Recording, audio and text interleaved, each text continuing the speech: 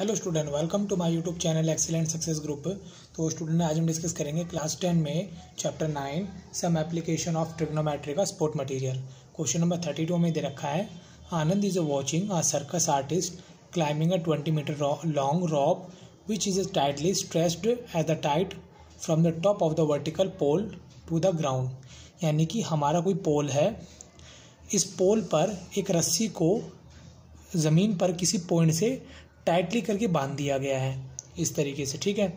और जो ये रस्सी की लंबाई है ये हमें दे रखी है 20 मीटर। ये हमारा पोल है, ठीक। जिसे नाम दे देता हूँ मैं ए, बी एंड सी। ये हमारी रॉप है। क्वेश्चन में आगे बोला गया है, find the height of the pole. इस पोल की हाइट बताओ क्या होगी। If the angle made by the rope with the ground is level, ground level is 30 degree. यानी ग्राउंड के साथ ये रस्सी 30 डिग्री के एंगल बनाए तो इस पोल की हाइट बताओ क्या होगी। क्लियर है, ये हमारा क्वेश्चन है। सबसे पहले क्वेश्चन समझ में आना चाहिए, सॉल्यूशन तो बाद में आना चाहिए, ठीक है।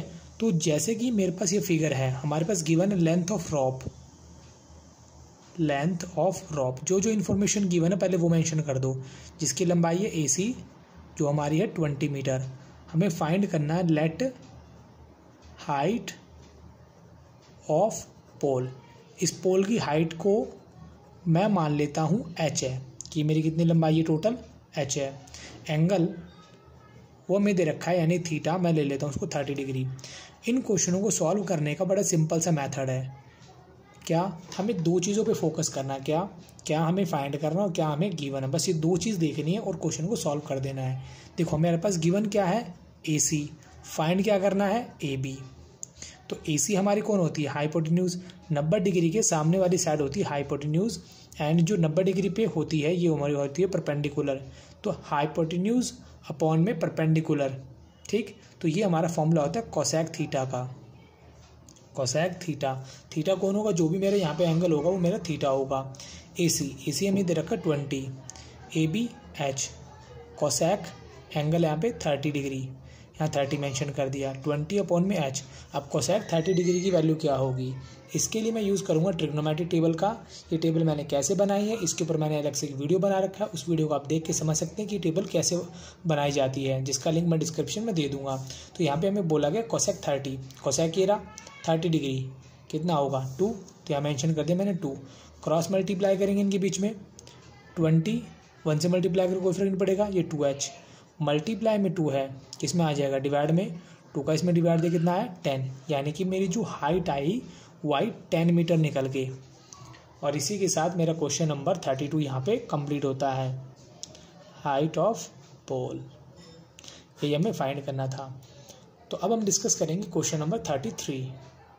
तो स्टूडेंट क्वेश्चन नंबर 33 हमारा है, the angle of elevation of a cloud from a point 60 metre above the lake is 30 degree. फिलहाल क्वेश्चन को सिर्फ इतना पढ़ते हैं, ठीक है।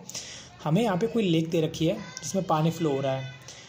इस पानी के ऊपर 60 मीटर ऊपर कोई एक पॉइंट है जो कि पानी से कितना ऊंचा है, 60 मीटर ऊपर ऊंचा है। यहाँ पर हमारा कोई क्लाउड है। इस क्लाउड को देखने पर हमारी जो एंगल ऑफ एलिवेशन बनता है, एंगल ऑफ एलिवेशन का मतलब होता है जब नीचे से ऊपर की ओर देखते हैं तो आंखों का जो एंगल बनता है उसे बोलते हैं एंगल ऑफ एलिवेशन। वो हमें दे रखा है यहाँ पे 30 डिग्री है। फिर क्वेश्चन को आगे पढ़ते हैं। आगे बोला गया है, angle of depression of its reflection of the cloud in the lake is 60 degree. अब इस बादल का जो रिफ्लेक्शन है, ठीक है, देखो जितना ये पानी के ऊपर है उतना ही पानी के ये नीचे होगा, सेम हाइट पर होगा। ये इसका रिफ्लेक्शन हो गया। इस रिफ्लेक्शन को देखने पर इस पॉइंट से एंगल बनता है 60 डिग्री का। तो यहाँ मैं मेंशन कर देता हूँ एंगल 60 डिग्री का, ठीक है। इसको मैं नीचे ले आता हूँ। याद रखना जितनी दूरी ये होगी उतनी ही दूरी होगी, क्योंकि जो लॉ ऑफ रिफ्लेक्शन हमें कहता है कि पानी के ऊपर जितनी हाइट पर ये बादल है उतनी ही गहराई में इसका रिफ्लेक्शन होगा। Find the height of cloud. तो बताओ ये हाइट क्या होगी। हमें गिवन है कि ये हमारा 60 मीटर है। क्लियर, अगर ये 60 मीटर है तो इसे मैं मान लेता हूँ कि ये मेरा H है। तो ये टोटल कितना हो जाएगा, H प्लस में 60। अगर ये H प्लस में 60 है तो ये भी कितना होगा, H प्लस में 60 ही होगा। क्लियर है।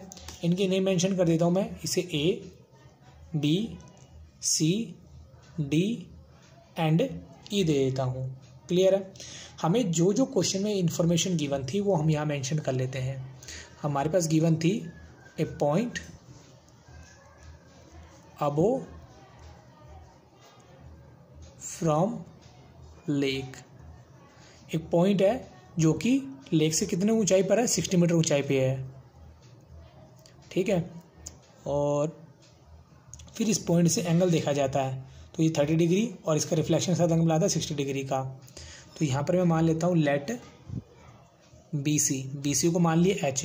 तो टोटल जो बी डी होगी वही हमारी कौन होगी, जितनी बी डी उतनी हमारी कौन होगी, डी ई। तो बी डी कितनी हुई, ये एच और ये 60, दोनों को जोड़ने पे कितना है, एच प्लस में 60 आया। अब हमारे पास दो ट्रायंगल बन रहे हैं, एक छोटे वाला ट्रायंगल, एक बड़े वाला ट्रायंगल। पहले हमें छोटे वाले ट्रायंगल को सॉल्व करना, फिर बड़े वाले ट्रायंगल को सॉल्व करेंगे। देखो दोनों ट्रायंगल में एक चीज़ कॉमन है, क्या, जो ए सी है इस वाले ट्रायंगल का भी बेस है और ए सी जो है वो इस वाले ट्रायंगल का भी बेस है। तो ए सी को मान लेते हैं हम एक्स। तो इनको सॉल्व करने का मेथड ये होता है कि हमेशा पहले छोटे ट्रायंगल को सॉल्व किया जाना चाहिए।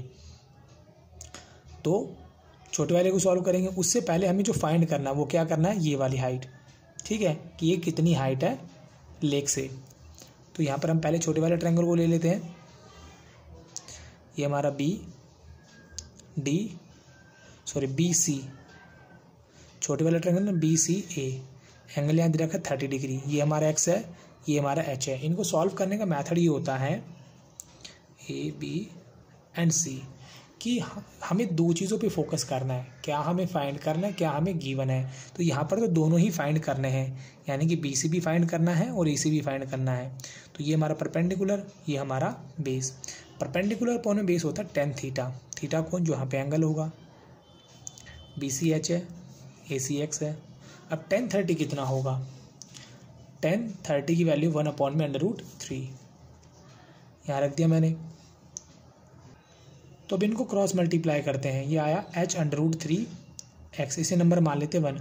एक बात और, क्वेश्चन में हमें गिवन है कि √3 की वैल्यू 1.732, इसका भी हमें यूज़ करना है। 1 आ गया, छोटे वाले ट्रायंगल सॉल्व कर लिया। अब सॉल्व करेंगे बड़े वाले ट्रायंगल को। ये हमारा बड़े वाला ट्रायंगल है, इसका नाम है ए सी एंड ई। ये तो मैं कितना दे रखा है एक्स, ये हमारा एंगल होगा 60 डिग्री। अब सी से लेके ई तक की देखो, ये 60 मीटर है, ये एच प्लस में 60 है। पूरे को देखो, सी से लेके ई तक मेरा कितना होगा, सी से लेके ई, तो सी डी कितना होगा 60, डी से लेके ई कितना है एच प्लस 60। दोनों को ऐड करेंगे तो ये हो जाएगा एच प्लस में 120 मीटर। तो इसे मेंशन कर देता हूँ एच प्लस में 120 मीटर। क्लियर है। अब सॉल्व करते हैं। देखो यही हमें वापस जैसे मैंने इसको सॉल्व कर वैसे इसको सॉल्व करेंगे। दो चीज़ों पे फोकस करना है, क्या गिवन है क्या फाइंड करना है। तो ये भी फाइंड करना है, ये भी फाइंड करना है, इन दोनों चीज़ों को फाइंड करना हमें। तो 90 डिग्री के सामने वाली होती है हाइपोटेन्यूज, ये एक्चुअल में हमारा बेस होगा, ये हमारा परपेंडिकुलर होगा 90 डिग्री पे। ठीक है, तो मैं लेता हूँ सी ई in triangle A C E.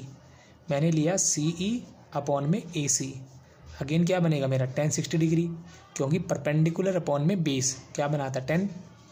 C E H plus में 120, ए सी जो कि हमारा एक्स है, 10 60 की वैल्यू, 10 60 डिग्री की वैल्यू मेरी √3। क्रॉस मल्टीप्लाई कर देंगे, नीचे कुछ नहीं 1 मान लिया, एच प्लस में 120, यहाँ हो गया एक्स √3। क्लियर है। फिर मैंने यहाँ पे यूज़ की यूजिंग 1, इक्वेशन 1 को यूज़ किया। एक्स की वैल्यू कितनी है एच √3, यहाँ भी कितना दे रखा है √3। मैंने सिर्फ एक्स की जगह रिप्लेस किया है, बाकी √3 मेरा एज इट इज़ आ गया।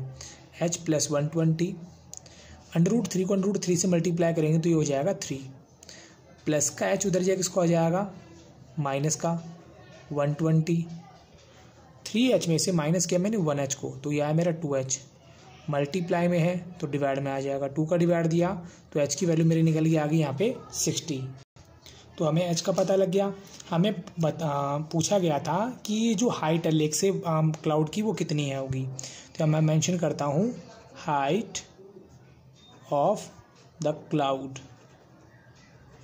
तो ये मेरी कितनी थी h प्लस में 60, एच की मैं वैल्यू फाइंड कर चुका हूँ, कितनी है एच की वैल्यू मैंने यहाँ पे फाइंड की, कितनी आई 60। तो मैंने लिखा 60 प्लस में 60, इसकी एक्चुअल हाइट है 120 मीटर। ये हमारा सॉल्यूशन होगा इस क्वेश्चन का। तो इसी के साथ मेरा क्वेश्चन नंबर 33 यहाँ पे कंप्लीट होता है। उम्मीद करता हूँ स्टूडेंट आपको क्वेश्चन समझ में आ गया होगा। अगर आपको वीडियो अच्छा लगा हो तो वीडियो को लाइक करें, शेयर करें, कमेंट करें और इस चैनल को जरूर सब्सक्राइब कर लें। तो मिलते हैं अगली वीडियो में। Okay bye bye, thank you.